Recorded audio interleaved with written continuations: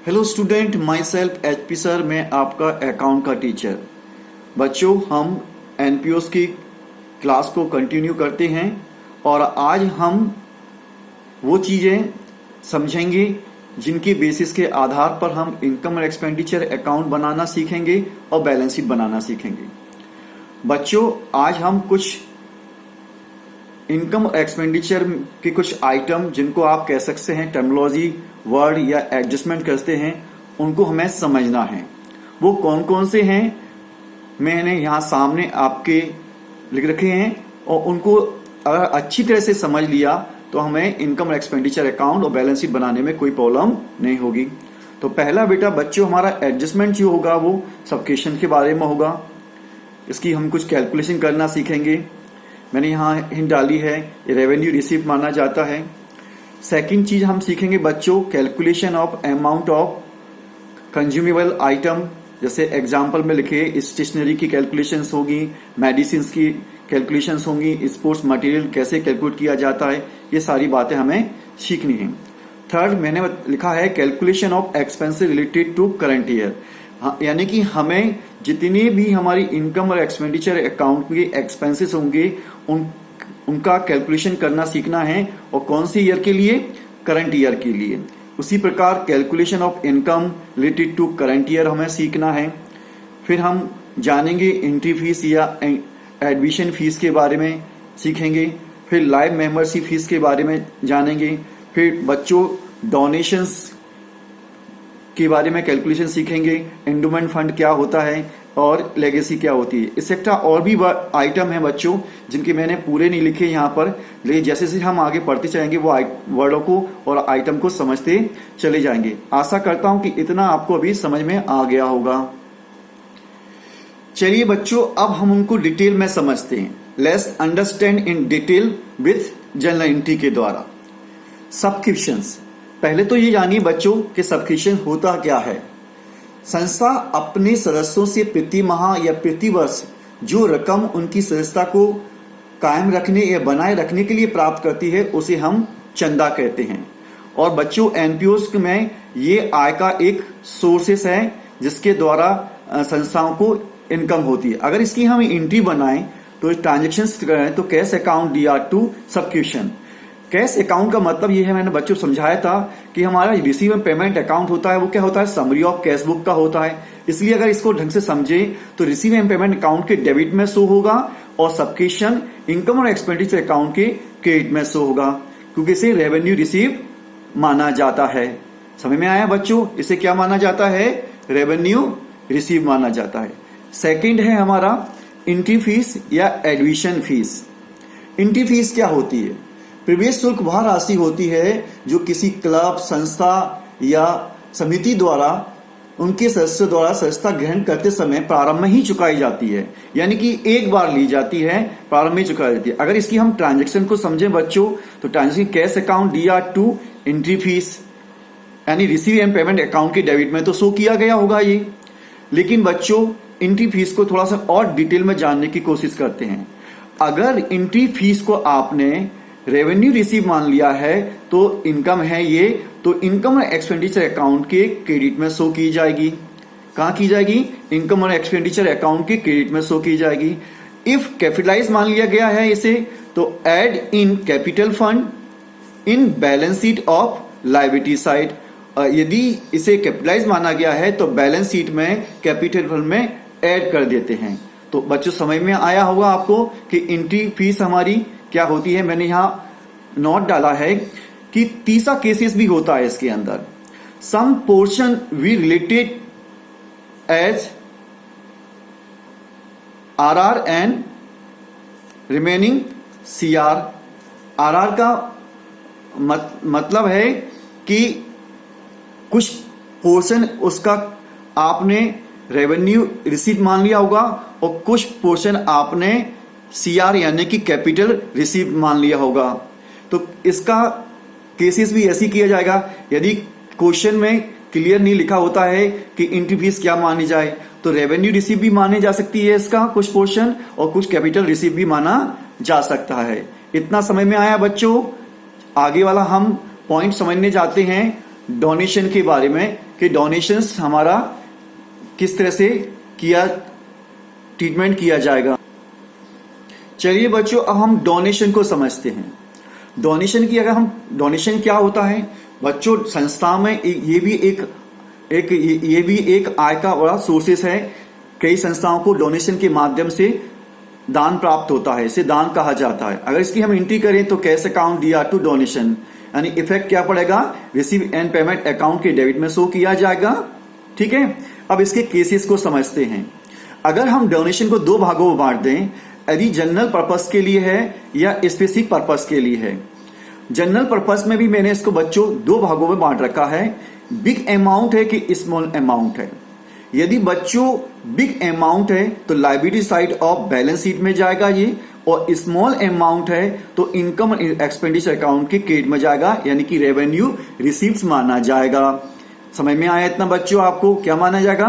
Revenue receive माना जाएगा। यदि ये हमारा डोनेशंस स्पेसिफिक पर्पस के लिए है तो आप समझ जाइए कि liability side of balance sheet में शो किया जाएगा।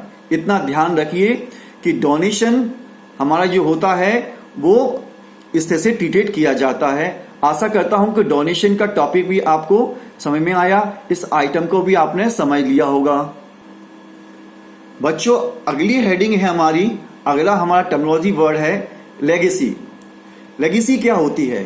यानी ये एक्चुअल में मृत्यु पत्र द्वारा प्राप्त दान कहलाता है। संस्था को कई लोग वसीयत बना देते हैं या मृत्यु पत्र के द्वारा प्राप्त होता है। किसी की मृत्यु पर प्राप्त किया गया दान ये आय नहीं होता है, ये यह एक अनावर्तक आय मानी जाती है। इसके आपको कैसे समझ लीजिए। अगर हम इसकी एंट्री बनाएं तो कैश अकाउंट दिया टू लेगेसी अकाउंट होगी, यानी कि यह क्लियर है कि कैश अकाउंट को हम किससे कैश की सारी ट्रांजेक्शन कहां ट्रांसफर कर दी जाती हैं? रिसीव एंड पेमेंट अकाउंट के डेबिट में ट्रांसफर की जाती है। तो अगर किसकी एंट्री हम देखें तो ये रिसीव एंड पेमेंट अकाउंट दिया टू लेगेसी एंट्री बन जाती है। इसको भी बच्चों समझ लीजिए डिटेल में।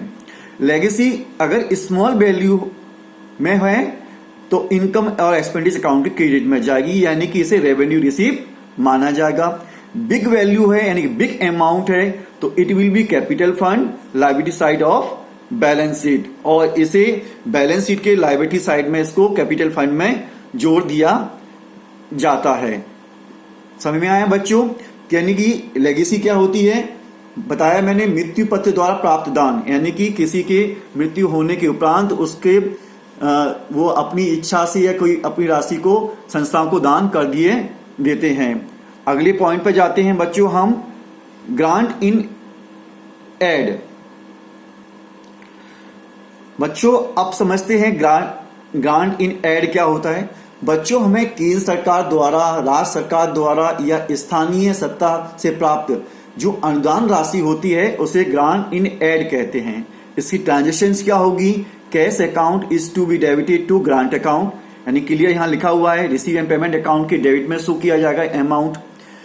अब इसको भी मैंने दो भागों में बांटा है, इफ स्पेसिफिक और इफ जनरल। अगर स्पेसिफिक है तो liability side of balance sheet में शो किया जाएगा, और इफ जनरल है तो इनकम और एक्सपेंडिचर अकाउंट के क्रेडिट में जाएगा, यानी कि इसे रेवेन्यू इनकम माना जाएगा। इतना समझ में आया बच्चों? अगला है हमारे हेडिंग फंड। हम कुछ ऐसे फंड बना लेते हैं ऑर्गेनाइज संस्थाएं जिनको विशिष्ट कार्य के लिए बनाए जाते हैं, यानी कि संस्थाएं ये सोचती हैं कि हम इससे कोई अच्छा कार्य करेंगे या कोई किसी कार्य के लिए पैसा रख देना, यानी कि पहले से बता देना कि मान लीजिए जैसे कि कोई संस्था है और वो चाहती है कि मैं स्कूल की एक बिल्डिंग बनाऊंगी, तो उसने वो पैसे किस लिए रख लिए, मतलब क्लियर बता दिया कि उस पैसे से बिल्डिंग बनाई जाएगी, यानी वो हो गया आपका स्पेसिफिक फंड हो जाता है। इसकी एंट्री क्या होगी हमारी? कैश अकाउंट दिया टू फंड, मैंने यहां स्पष्ट लिखा हुआ है स्पेसिफिक। अगर कैश अकाउंट है यानी कि रिसीव पेमेंट अकाउंट के डेबिट में शो होगा, और फंड है तो liability side of balance sheet में आप इसको हम शो कर देंगे। कुछ बच्चों हमारी सन्डी रिसीव्स या सेल्स ऑफ न्यूज़पेपर होते हैं, तो इनको नॉर्मली आप समझ जाइए कैश अकाउंट ये is to debited to sundry receive, ये इसकी ट्रांजेक्शन होगी, यानी कि ये हमारा रिसीव एंड पेमेंट अकाउंट को इफेक्ट करेगी और इनकम और एक्सपेंडिचर अकाउंट के क्रेडिट में जाएगी, यानी कि इसे रेवेन्यू रिसीव माना जाएगा। मैं आशा करता हूं बच्चों आपको ये पॉइंट भी अच्छी तरह से समझ में आ गया होगा। चलिए बच्चे, अब अगले हम टर्मिनोलॉजी वर्ड को समझते हैं। Endowment fund. बच्चों, मैंने आपसे स्टार्टिंग में कह रहा था कि आपके जितने भी नए वर्ड, नए आइटम सुनने को मिलेंगे उनको मैं डिटेल में बताऊंगा। तो अब हम बात करते हैं इंडोमेंट फंड के बारे में कि इंडोमेंट फंड क्या होता है। यह राशि सदस्यों द्वारा या अन्य व्यक्तियों द्वारा उपहार या दान या वसीयत की इच्छा से इच्छा पत्र द्वारा संस्थाओं को समर्पित कर दी जाती है। यानी कि कई लोग ऐसे होते हैं अपनी वसीयत बना देती स्थल पहले से कि हमारा पैसा इस संस्थान को दान कर दिया जाएगा। एक्चुअल में ये राशि भी अनावर्ती प्रकृति की होती है, यानी पूंजीगत मानी जाती है। इसको आप चाहें तो शॉर्ट में कह सकते हैं, इसको स्थिर दान कोष कहा जाता है। इंडोमेंट फंड को क्या कहा जाता है? स्थिर दान कोष कहा जाता है। इसकी ट्रांजेक्शन समझ लीजिए। Cash account is to be debit to endowment fund, यानी कैश का मतलब कहाँ रिकॉर्डेड की जाती है? हमारी कैशबुक की सारी कैशबुक की सारी ट्रांजेक्शन कहाँ जाती है? रिसीव पेमेंट अकाउंट की डेट में जाएगी। और इसे मैंने कहा था ना, कैपिटलाइज माना जाता है, इसलिए liability side of balance sheet में शो किया जाता है। अब बात करते हैं बच्चों हम लाइव मेंबरशिप फीस के लिए। लाइव मेंबरशिप फीस क्या होती है, इसको हम डिटेल से जानने की कोशिश करेंगे। बच्चों, लाइव मेंबर जो फीस है वो एक निश्चित शुल्क लेकर जब स्थायी सदस्य बनाया जाता है तो उसे आजीवन सदस्यता शुल्क कहते हैं या लाइव मेंबरशिप शुल्क कहा जाता है। इसमें बच्चों इसका लाभ जो होता है, इस शुल्क का एक ही बार प्राप्त की जाती है और इसका लाभ कई वर्षों तक प्राप्त होता है। इस कारण इसे पूंजीगत आय माना जाता है। बच्चों, जब क्वेश्चन में स्पष्ट ना हो, यानी कोई स्पष्ट बात ना लिखा हो, तो इसे पूंजीगत खाते में ले जाएं और चिट्ठी में दायित्व की ओर लिखें। फिर भी मैंने यहां पर आपको एक एंट्री बनाने की समझाने की कोशिश की है। Cash account is to be debited to live membership fees, यानी कि रिसीव पेमेंट अकाउंट की डेबिट को इफेक्ट करेगी और अगर लायबिलिटी साइड में बैलेंस शीट में एड टू कैपिटल फंड में कर दी जाती है। इसके बारे में बच्चों दो केसेस हैं, वो आप समझ लीजिए। आप case 1, if live membership is running तो it's amount transfer to live membership fund में। यदि उसकी लाइव मेंबरशिप चल रही है, रनिंग है, तो उसको इसके अमाउंट को लाइव मेंबरशिप फंड में ट्रांसफर किया जाता है। केस 2 के बारे में हम जानते हैं। इफ लाइव मेंबरशिप एंडेड, यानी कि उसकी सदस्यता समाप्त कर दी गई है, तो it's amount transfer to capital fund, और उसके अमाउंट को कहां कर दिया जाता है? कैपिटल फंड में ट्रांसफर कर दिया जाता है।